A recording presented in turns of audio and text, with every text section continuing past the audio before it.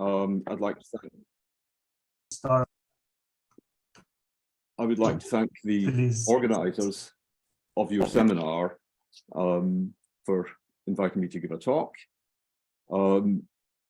I am happy to take questions during the talk, and I can see the chat, so if you can either ask, I suppose, audio or on chat.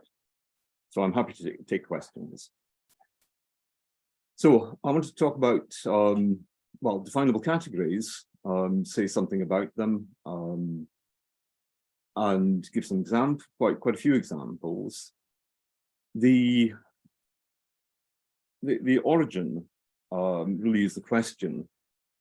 Well, one origin is the question of, we'd like to be able to understand the modules over a ring, the representations of an algebra. And I suppose the ideal is if we could give a complete classification of all the modules over a ring. Of course, that is not possible in general, even if we restrict to a finite dimensional algebra and consider only the possibility of classifying the finitely generated modules, then, well, over a wild algebra, this is not really possible in any reasonable sense. So what we can do instead, when we want to understand the modules, is we can choose a coarser equivalence relation than isomorphism. So we can try to think about classifying modules up to some weaker equivalence. So we'll look at some equivalence relation weaker than isomorphism. And then perhaps a set of equivalence classes will be understandable. Perhaps it will only be a set and not a class, and perhaps even there'll be a structure, maybe topological structure on that set of equivalence classes, which will help us to understand the representation theory of the ring. So, I mean, the aim is to understand the category of modules better. And yeah, I remark that you've got a similar, in the context of triangulated categories, there's a similar question. Could you understand, for example, the compact objects or the objects of a compactly generated triangulated category using some equivalence weaker than simply isomorphism? So one might look at triangulated say two objects are equivalent if they generate the same triangulated subcategory or something else, some other choice. So the choice we make here is the notion of equivalence given by saying that two modules are equivalent if they generate the same definable subcategory of the category of all modules. Okay, so I use this to denote the category of all right modules over a ring R. And we say that a subcategory D of the module category is definable if it satisfies the equivalent conditions in this theorem here. So I need to, I'm going to state the equivalence. You can read the equivalences here, and I will explain the terminology after stating. So suppose you've got a full subcategory of mod R, then it's equivalent, it's a definable subcategory if it's closed in the module category under direct products, direct limits, directed co-limits if you prefer that terminology, and pure submodules. Okay, so by pure submodule, well, an embedding of modules, if you've got a module M and a submodule M prime, you say that we have a pure submodule if for every, so these are right modules, and the embedding is pure, if for every left module L, the tensor map is an embedding. In general, it's not. But if it's an embedding, then of abelian groups, then we say that the original module morphism is a pure embedding. Okay. So that's our characterization of definable subcategories in terms of closure conditions within the category of modules.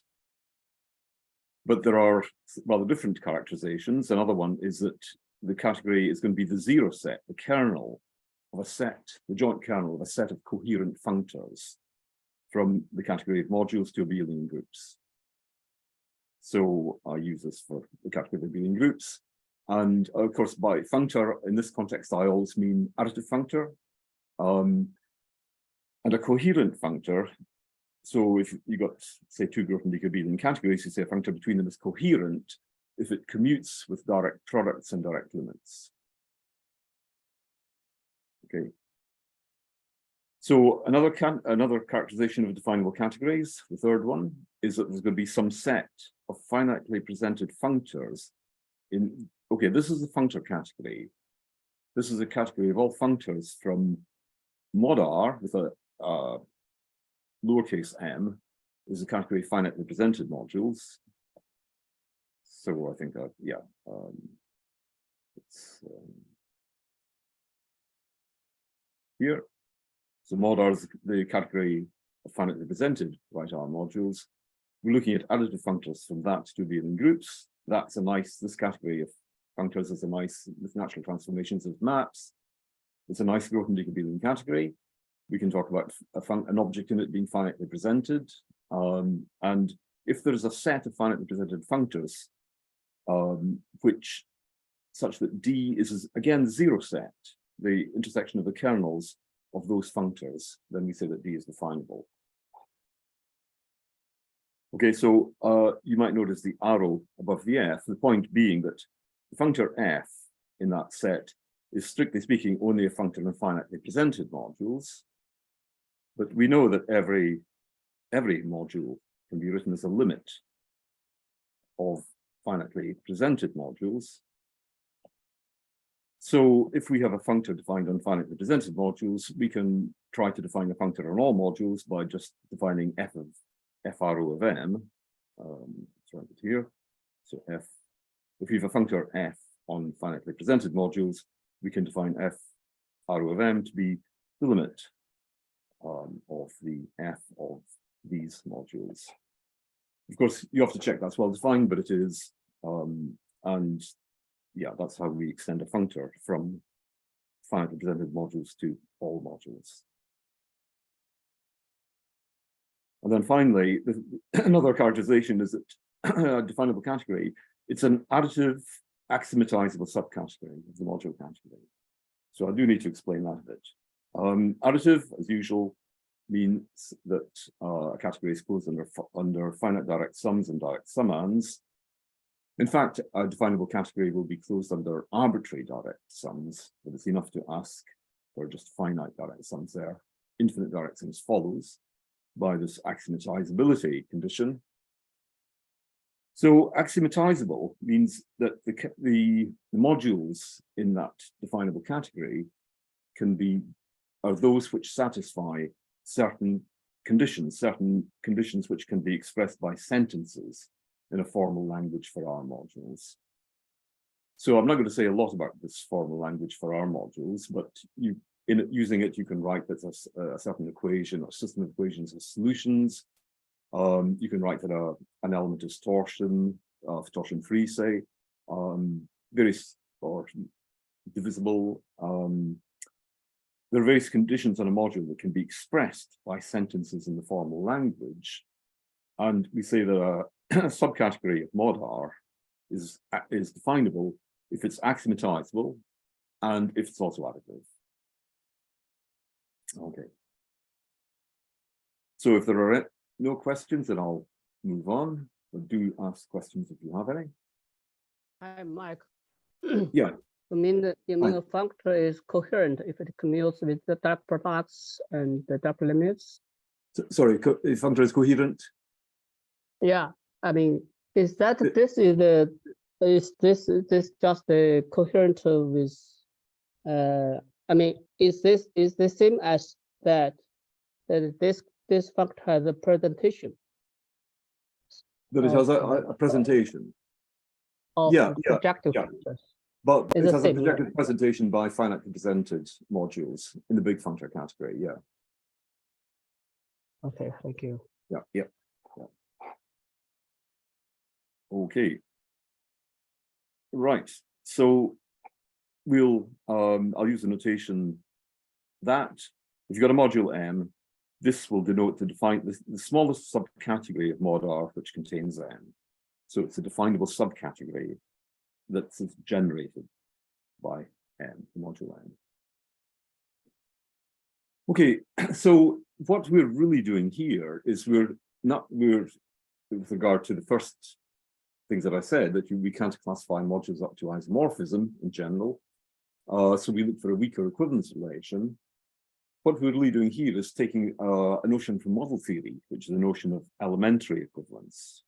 And so where you say that two, for example, modules are elementarily equivalent if they satisfy the same sentences in the appropriate formal language for modules. It's a weaker notion than isomorphism. It's a much weaker notion. It has the advantage that there's only a set of elementary equivalence classes of modules. We're modifying the notion of elementary equivalence, though, by saying that really we don't want to distinguish much between, we get no more information from m plus m than m. So we want to put m and m plus m into the same equivalence class in terms of generating some subcategory. So we're weakening elementary equivalence by identifying module m and m plus m. And in fact, that has the consequence that m is then identified with all its direct sums, any number of copies. So that gives us an equivalence relation on the category of modules with only a set of equivalence classes, and we could hope to understand them. But in fact, we do a little bit more, because to get if you take a module and look at all the modules which are elementarily equivalent to m or direct sums of copies of it, that class is not closed under direct summands, for example. And it's just nicer to have an algebraic category which is closed under direct summands. So what we do to get a definable category is take one of these elementary equivalence classes and then close it under direct summands. And that it follows then pure sum modules. It will also be closed under pure sum modules. So it's just, we use definable categories rather than elementary equivalence classes because it's more, definable categories are a nicer algebraic category. Okay, right, I'll move on. If there are no more questions. Sorry. Yeah. Is the intersection of definable subcategories again definable? Yes, an intersection of definable subcategories is again definable. That's right. For example, if you know that a definable category is a zero set of some set of functors. So if you have a set of definable categories, just take all those functors and they will define the intersection. Yeah. Yes. Yeah. There is another notion of purity defined by Amnon Niemann that instead of remaining mono with tensoring by all modules, with all finitely presented, one can. Oh, okay. It's the same. It's the same. It's the same. They're equivalent. Yeah. Okay. I will. Yeah, I'll say that later. But yes, in this characterization here, we could just take the left module to be finitely presented. We get the same notion. Yeah. No, for L rules. Sorry? Only the inject.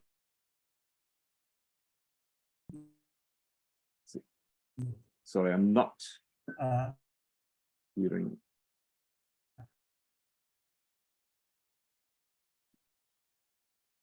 Yeah, or you could type the question in chat. Yes, I will do that. Yes. Okay. Yes. Yeah.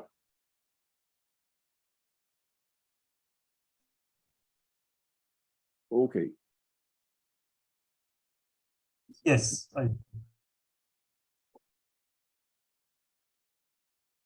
Yeah, so let me, in the meantime, just let me give some examples of definable subcategories of a module category.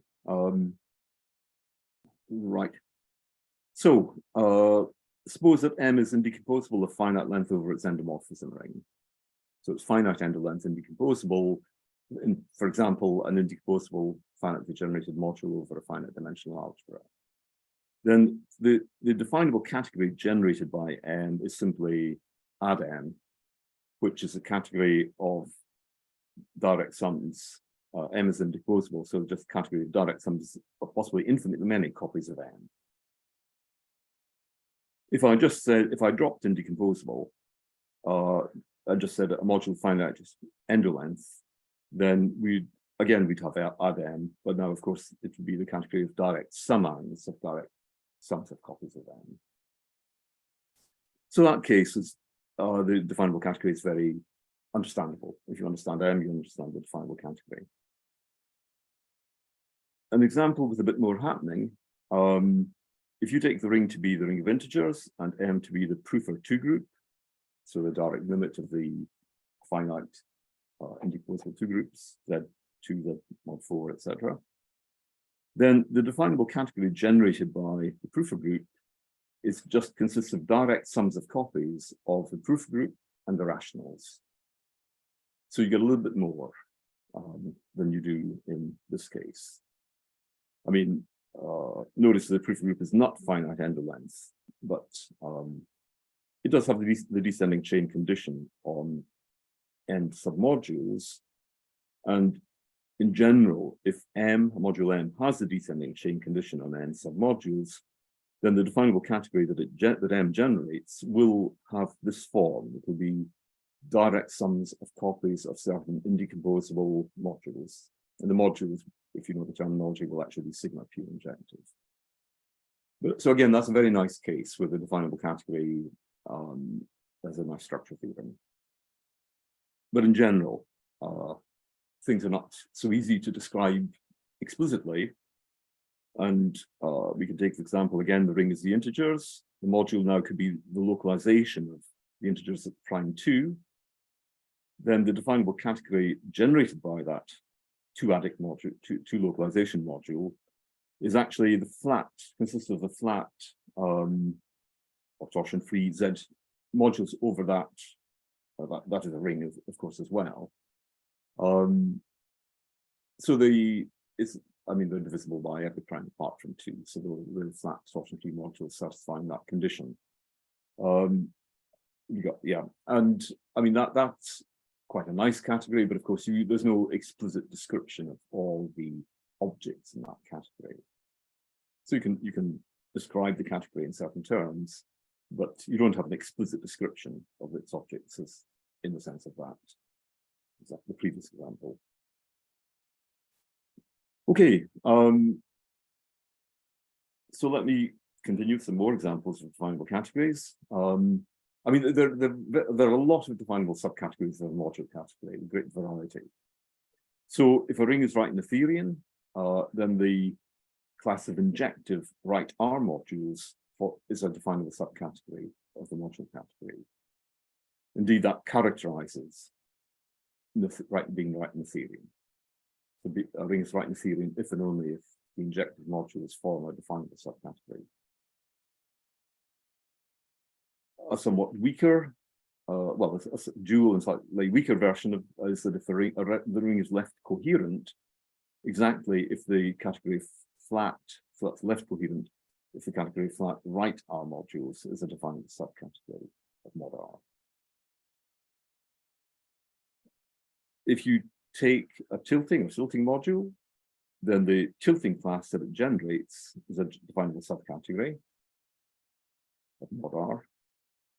But it is worth noting that the tilting class generated by that tilting module T is in general much larger than the definable subcategory generated by T. I mean, if you do T to be the ring, then you get the whole module category, but for Gen T, but the definable subcategory would be probably the flat modules, much smaller. And dually, for co-tilting classes are defined as subcategories. Further examples. Some further examples, if you take a finitely presented right module, then it's pair. All the modules such that the HOM, I use this for the HOMs. So this is HOM R from A to M. The modules with no homomorphism from A to M, or from 0, that forms a definable subcategory of mod R. And generalizing that from essentially x0 to xi, if you take a module which is fpn plus 1, meaning that the module A has a projective presentation, should have put this all on one line, where the first, all the first, well, p naught up to pn plus 1 are all finitely generated projectives, are all finitely generated being the point. So it's got a, not just finitely presented, but the kernel, again, is finitely generated, and so on up to a certain point. Then that implies that the kernel of xna is, again, a definable subcategory. So these, and then, yeah, homologically defined subcategories often are definable. And there's a dual to these two, you've got these two. If you take a finitely presented left module, then the set of right modules whose tensor with L is 0 is again definable. And again, the FPN condition gives you, that's one rather, gives you the condition for Tor n of L, the kernel of that on mod R to be definable. And then some last example here, if you have an epimorphism of rings, and it's epimorphism in the sense of not just, of course, surjections, but various localizations, say a universal localization, for example, then you can regard the category of modules as a full subcategory, the category of S modules as a full subcategory of the category of R modules, and as such, it is a definable subcategory. Okay. And then it's useful, well, worthwhile noting fact that every definable subcategory of the module category can be generated as such by, well, certainly by at least one module, but actually lots of modules. So these general examples of definable subcategories are all of the form that, for suitable choices of that. And then, well, this last point is just really emphasizing that although I was using a sort of weakened elementary equivalence as my equivalence relation, and that any equivalence relation will divide your modules into disjoint classes, we're actually informing definable subcategories, we're closing those classes under direct summangs, pure sum modules. So we have containments between these definable categories. They are ordered by inclusion. Okay, so if there are questions, please ask, and I'll move on. Otherwise. Okay, so yeah, the notion of purity. Ah, right. Okay, right.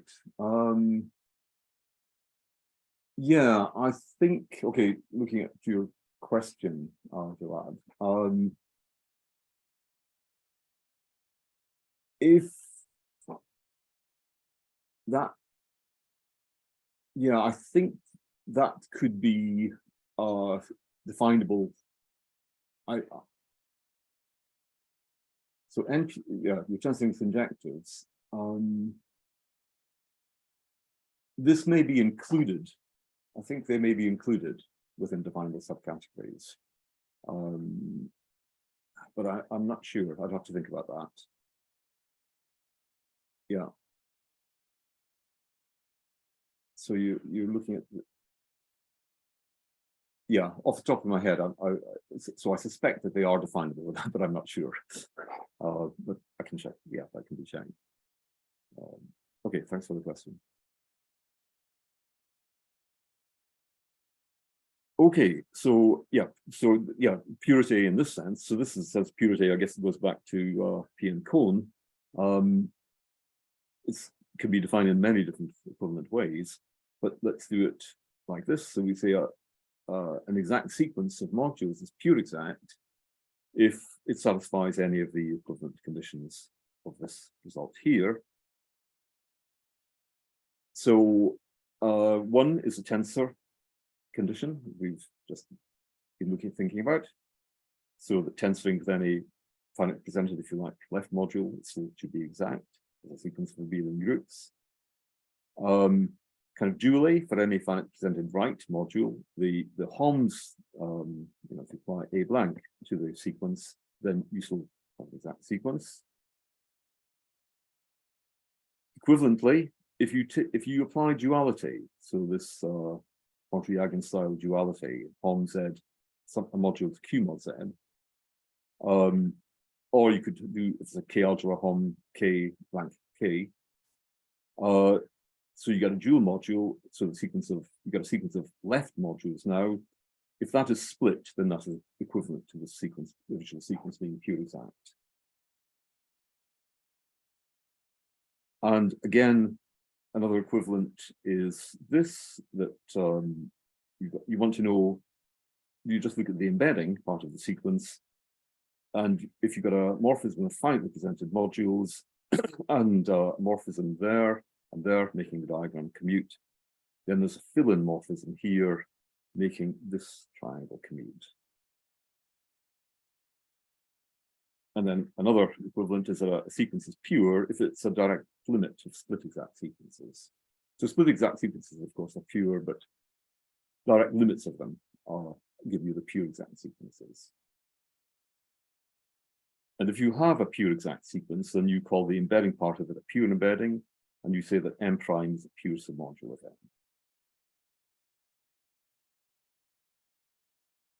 And then, well, we have a class of monomorphisms, the pure embeddings, and we say that a module is pure injective if it's injective over pure embeddings.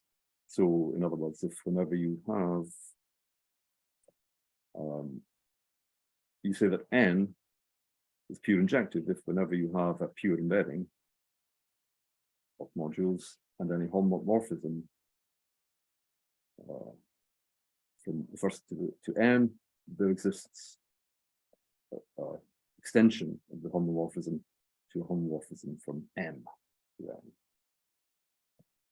Okay, so that's the normal injectivity, but just restricted to pure embeddings. So in particular, injective modules are pure injective, but lots more modules are pure injective. For example, a finite dimension, any module finite length over its endomorphism then is pure injective. Any module with a descending chain condition on end submodules is pure injective. In fact, sigma pure injective, meaning that direct sum of copies of it, an infinite direct sum remains, it still is pure injective. Okay, and there are various equivalents to being pure injective. So N is pure injective, if and only if the natural embedding of N into its double dual. So you apply the Hom blank QZ twice. If that is a split embedding, then the original module. See that this embedding here is also pure, and so N is pure injective if it's split. A rather interesting, rather different flavor, in a way, equivalent, is that if you look at the, there's a very nice embedding from the category mod R, the category of right modules embeds into the category of functors on finitely presented left modules by taking a module, right module M, to the tensor functor on finitely presented left modules. So this functor here takes L to M tensor L and does a natural thing on morphisms. So this is actually a full and faithful embedding of the category of right R modules into a bigger Grothendieck category. And it has a nice property that it turns pure injective modules exactly into the injective modules here, the injective objects. So it means that, yeah, so this is the other equivalent, that N is pure injective, if and only if the corresponding tensor functor is injective in this Grothendieck abelian category here. And this is a really nice embedding because it gives you lots of structure and results about and theorems on pure injectives. For example, we know that every indecomposable injective module, injective object in a Grothendieck category has local endomorphism ring, so it follows immediately that every indecomposable pure injective module has got local endomorphism ring. And various structured results on injective objects here go back to structured results on pure injective modules in the module category. Okay, so that's purity, and I'll move on now, unless there are questions. to give something, well, say something about classifying Q injectives. So we'd like, for reasons that will become clearer perhaps a little later, we'd like to understand the indicomposable pure injective modules over a ring. And this is a project which is in general quite hard, but it often builds on existing, say in the context of finite dimensional algebras, it builds on existing results about classifying the indecomposable finite dimensional modules. Now they're certainly pure injective, but in general there are lots more indecomposable pure injectives. But we can use the finite dimensional information about finite dimensional modules to understand the infinitely generated, the big pure injectives, those which are indecomposable. So, first example. So this goes way back to Kaplansky a long time ago. So he called them not pure injective, but algebraically compact, which is actually a different concept, but it's equivalent to pure injectivity for modules. So Kaplansky, using the terminology of algebraic compactness, well, and also the concept, classified the indecomposable pure injective abelian groups, and they are the finite indecomposable groups, the integers mod some prime power, these prime, the proof groups, the p-adic integers. So this is we looked before at the localization of z at some prime, complete it in your favorite way, and you get the p-adic integers. That's indecomposable pure injective. And the only remaining indecomposable pure injective is the rationals. So that's a complete list of the indecomposable pure injectives over the ring of integers. You get as you might expect, a similar picture over the Kronecker algebra. So take, let's anticipate the statement of an algebraically closed field K. Look at the path algebra of the Kronecker quiver. It's that quiver. Then indecomposable pure injectives, those took a lot more work to understand, but they are, it turns out, very analogous to the abelian group case. You have the finite dimensional indecomposables analogous to these. So you have, in other words, pre-projective, regular, and pre-injective indecomposable modules, representations. And then you have the tube. If you remember the if you know the shape of the Auslander quiver, Auslander-Racken quiver of this tame hereditary algebra, you get the tubes of regular modules. And for the path algebra of the Kronecker quiver, for each tube, there's got a parameter alpha, which either is from the field or infinity. You get, for each of those, you get a Prüfer type module, which is the direct limit of the ray of monomorphism of the tube. So the structure of a tube is you've got a module, quasi-simple module at its base. And then you've got monomorphisms going up to, the same structure that you get here, and epimorphisms here. And then the Prüfer modules are the direct limits of these monomorphisms. The adic modules are the inverse limits of these epimorphisms. So you get these, for each tube, you get one of these, Prüfer and an adic. And then finally, you have the unique generic module. So it's an indecomposable, infinitely generated module of finite length over the centromorphism. So there's a real analogy between these two cases.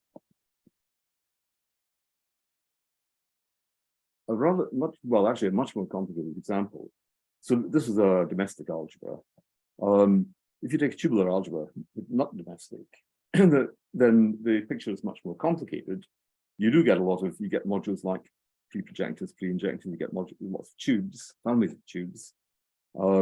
And there is a notion of slope for indecomposable modules over a tubular algebra, which for almost all of them is going to be a positive rational number, or zero or infinity. So what you can find interesting defining subcategories of this module category. So you take a positive irrational real number. You let P sub r be the set of indecomposable finite dimensional modules of slope r. You let Q sub r be the set of indecomposable finite dimensional modules of slope bigger than r. And you now look at a set of modules M with no homomorphisms, so that the picture of the module category is very roughly like this. So you got the slope increasing from 0 to infinity here. I've taken an irrational. QR are the modules to the right of that irrational. PR are the modules to the left of that irrational.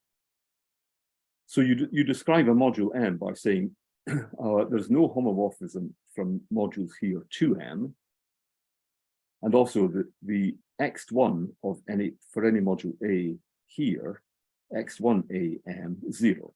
So any module here, the module M I'm describing thinks these modules are projective, if you like.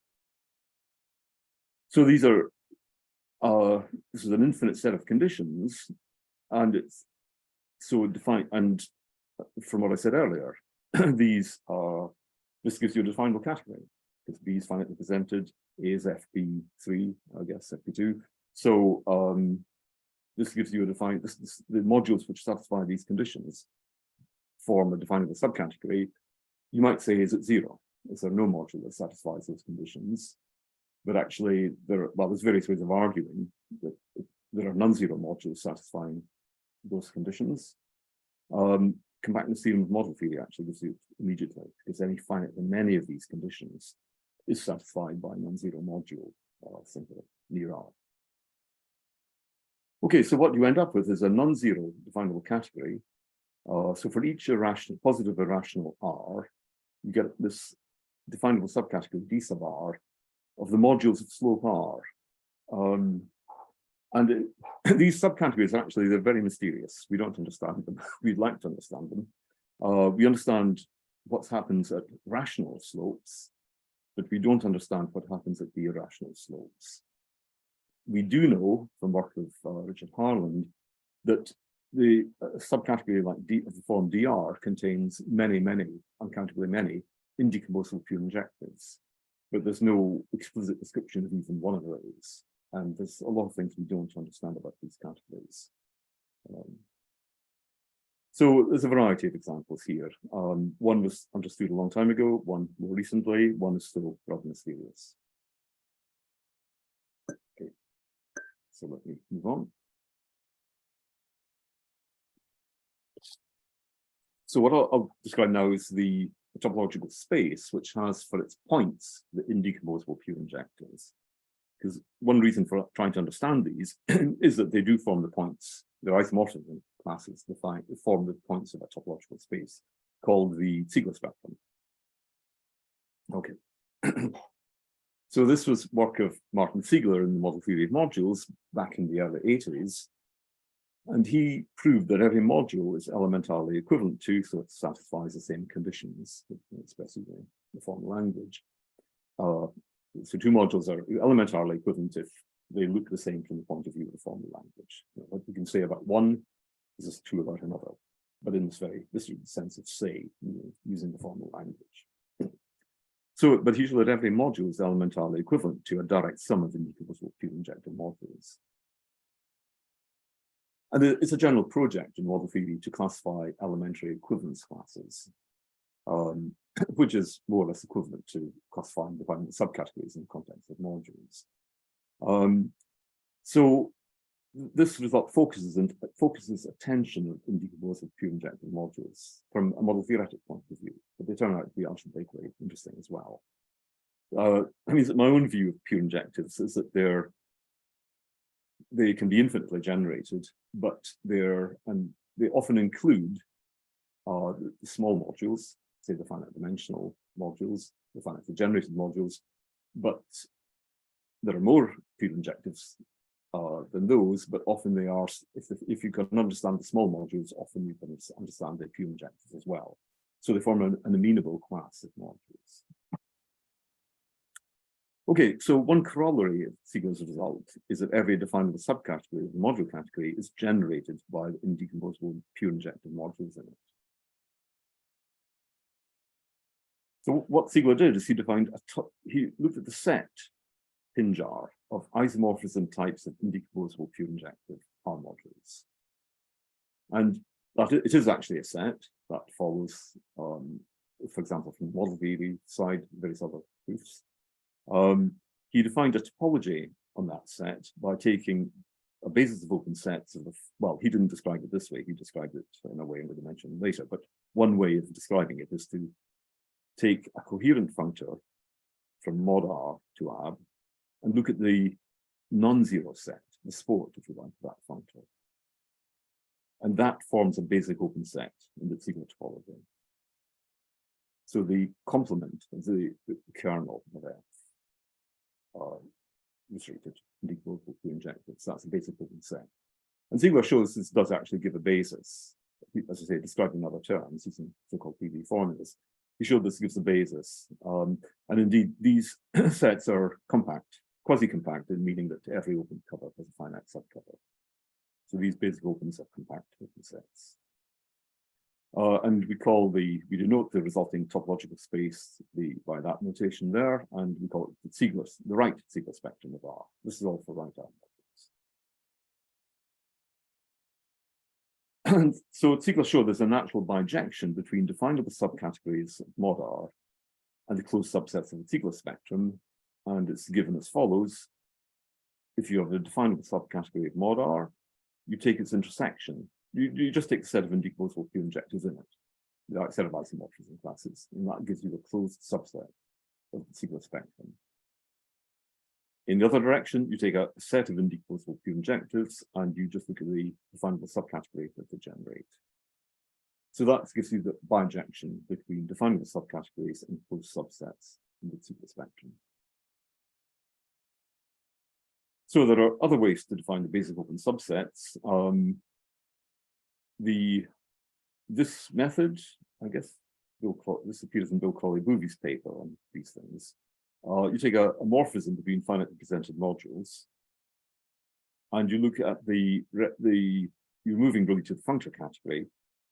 But say it this way: you look to that morphism, you associate the indecomposable pure injectives such that the induced map, if you take n, you're looking at the indecomposable pure injectives that have a morphism from A to N with no extension to B. In other words, such that that map is not onto. Those pure injectives form an open set, give you a basic open set. And then the other way of describing them, so the one coming from model theory, which was Ziegler's original definition, is that you take a pair of PP formulas for right R modules, so these belong to the formal language that I mentioned, and you look at the set of indecomposable pure injectives where, well, PP formulas define subgroups then, and you look for those modules where the quotient module is not zero. The quotient of one subgroup by another is non-zero. So I need to explain a little bit about PP formulas, so let me just quickly do that. So a PP formula, it's just linear algebra over general rings. You take a homogeneous system of R linear equations and you project out some of the coordinates. And the PP formula is just that data. So it's a matrix of coefficients from the ring, and it's specifying where you project, which coordinates you project to. So it's a specification of and that gives you a functor on modules, which is given by, as I say, by a matrix with entries in R and a projection, the solution set. More precisely, take a homogeneous system of R linear equations.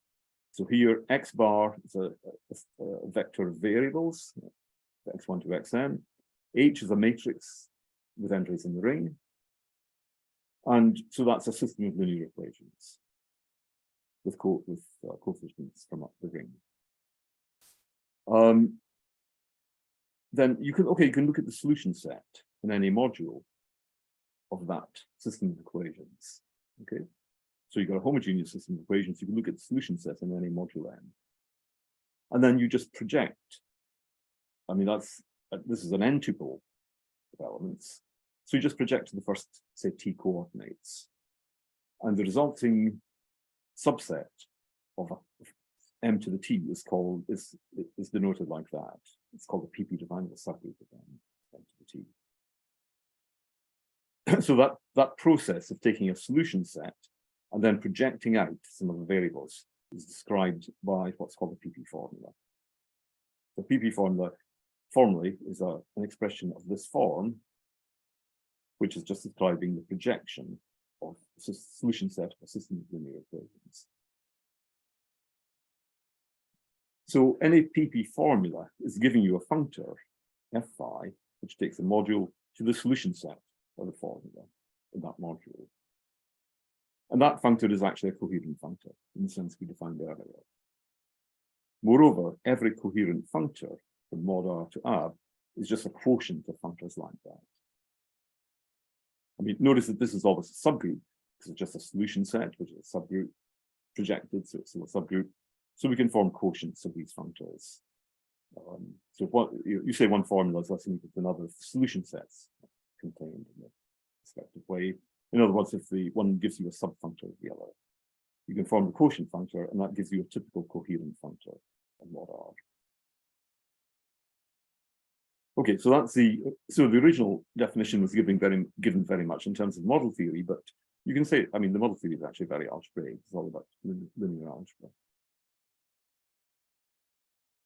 Okay, so Sigwa proved this space is compact. Every open cover of the space is going to find that subcover.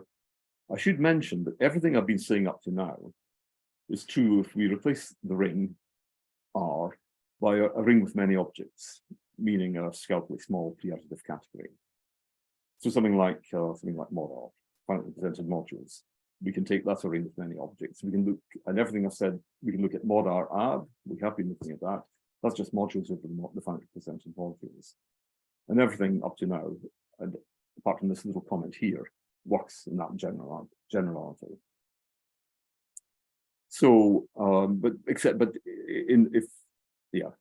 if you have a ring with infinitely many objects, that space won't be compact. Just kind of locally, it'll have a basis of compact open sets, but whole space won't be compact. Right. How long should I talk for? I can't remember. It was an hour 15 minutes. If you let me know. Can you hear me? Yeah. It's 55 minutes. Is it okay? Okay, yeah, 5 minutes more. Yeah. Okay. Yeah, that's good. Okay, thanks. Yeah, so I've been talking about, I mentioned this is the spectrum for right modules. What about the spectrum for left modules over the same ring? Well, it's an open question whether those are homeomorphic or not.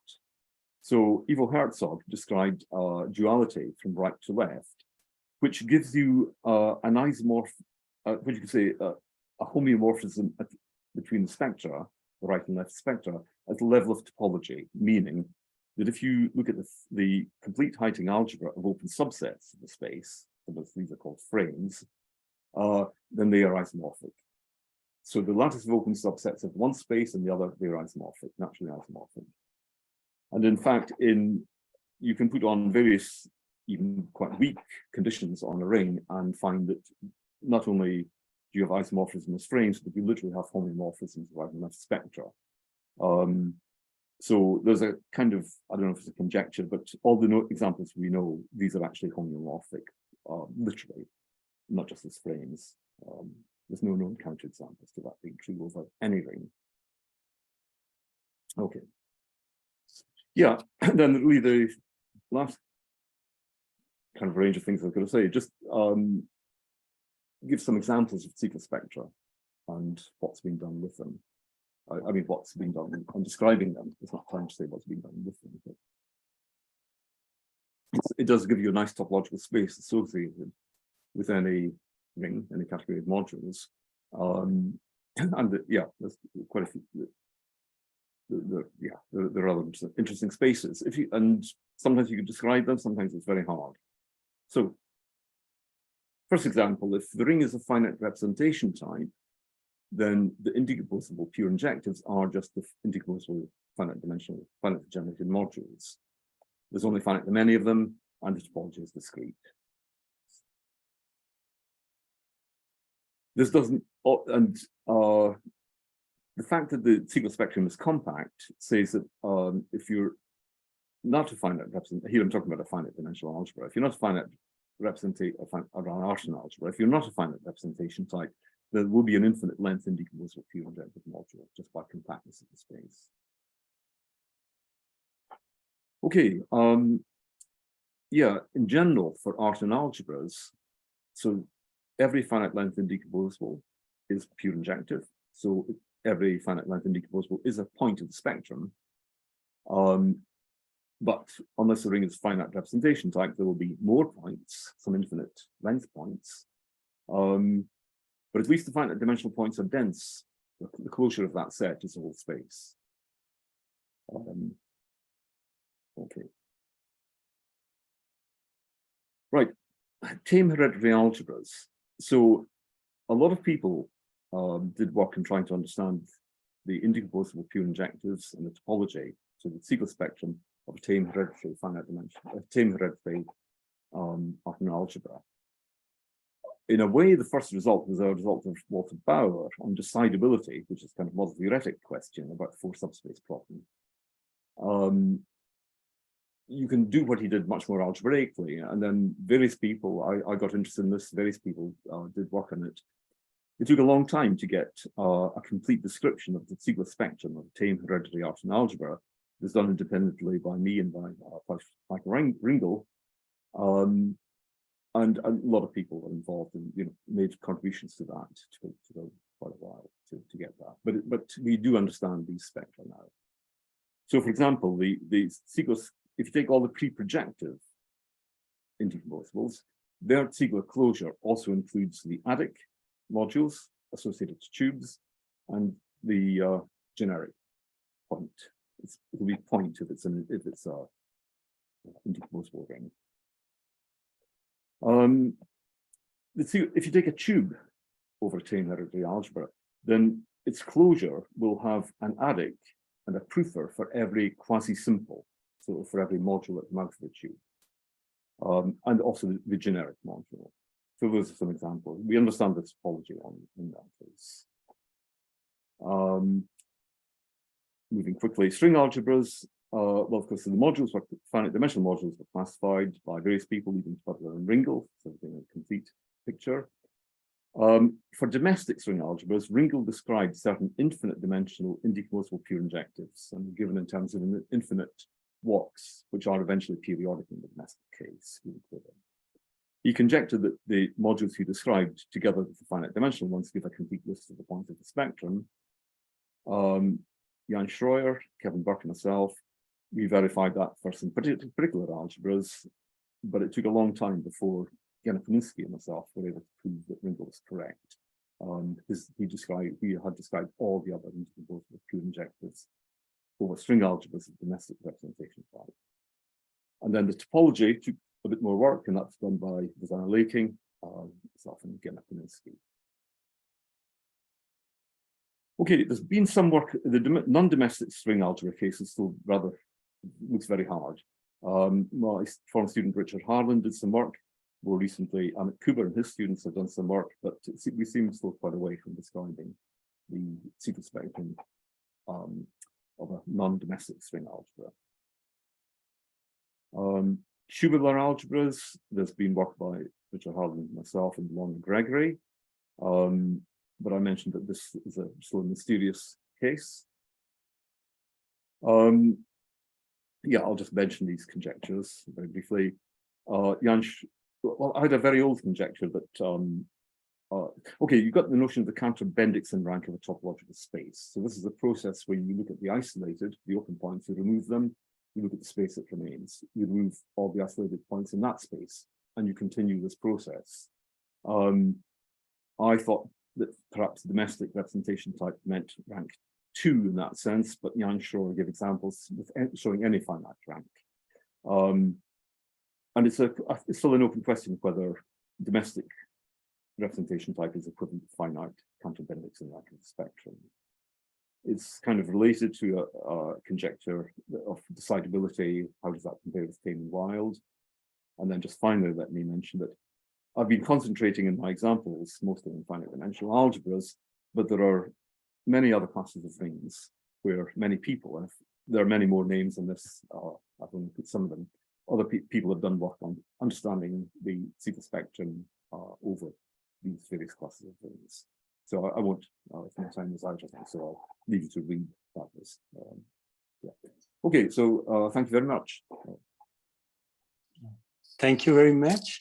I apologize for my internet connection. It was not so good. Thank you very much for your nice presentation.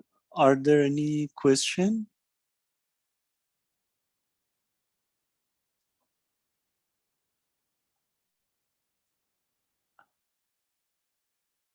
Or comment? Maybe I can start with a very naive question.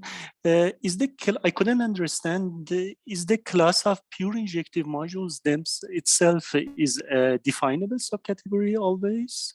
No, no. In fact, No. quite in a way, almost the opposite, because every the only subcategory that contains all the pure injectives is a whole module category. So I didn't say, I didn't say it here, but in fact, every definable subcategory is closed under pure injective hulls. Yes. So really the pure injectives do the, So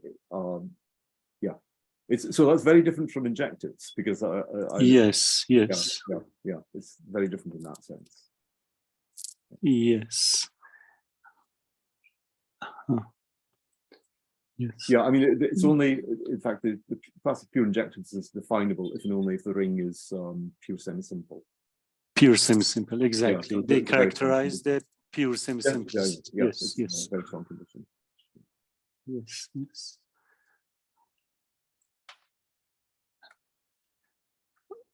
Are there other questions or comment?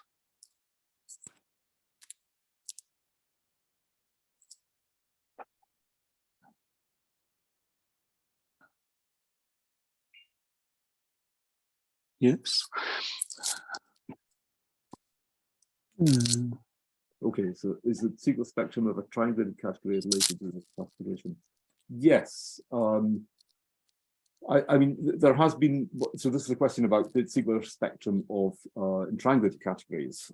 So triangulated categories, if you have if you have a compactly generated triangulated category T, if this is the class of compact objects, you have the so-called restricted Uneda, not an embedding at all, but just restricted Uneda functor from T to the, say the right modules, the contravariant functors from TC to AB.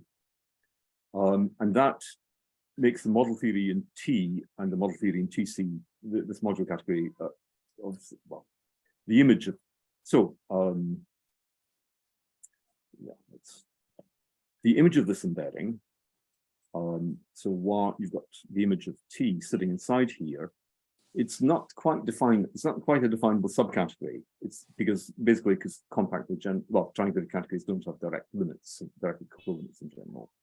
But if you look at the triangulated subcategory, you get all the pure injectives. This is what work of Henning Krauser. So you get all the pure injectives, but you don't get all the pure submodules. So you close under pure submodules, and what you get are flat TC modules. So basically the model theory in T, the triangulated category T, is equivalent to model theory of that definable subcategory of mod TC. And yeah, I mean, you can look at I mean, there are various connections between the various types of subcategories in T and undefinable subcategories. I mean, you can talk about definables. You can take a definable subcategory of this definable category, well, the definable subcategories of this will give you the definable subcategories of T. So there's work of myself and Grigore Garkusha, and then there's also, yeah, just going back, I think I mentioned, yeah, so here, there's some early results here, and then more recent results. So Tristan Arneson, Rosanna Leahy, myself, and David Poxtello, we looked at this derived discrete algebras and described the Siegel spectrum there.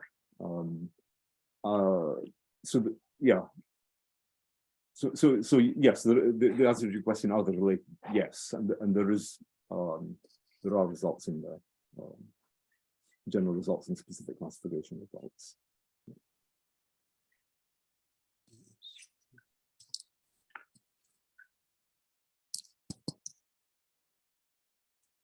Are there more questions? May I ask another question? Actually, I assume you have heard about the module Gornstein injective or Gornstein projective modules. Yes. And the definability of injective modules characterize the left Noetherianity of the ring. Yes. Yeah. Yeah. Is there some study that when the subcategory or subclass of Gornstein injective modules is definable? Yeah, I'm not. I'm trying to think now. So Isaac Bird. So he was a student of mine. He was looking at these kind of things. I mean, I don't think I'm not sure he actually looked at that specific question. But I'm trying to remember now. Yeah, I mean, he was really looking at Cohen-Macaulay, the Cohen-Macaulay condition, so the CM condition. I don't think but he was. I know he's been continuing to think about some of these things, so I can't remember if he's exactly addressed those questions, but I would have to check. Yeah, he may have some results in his papers that are relevant to that question at least. Yeah. Thank you very much. Okay. So, are there? I cannot see any other question in the chat, or so. If there is no question, let's thank Mike another time. Thank you very much. Well, thank you for the opportunity. For your nice presentation, and I hope we could have you in Iran in person in the near future, in a better situation.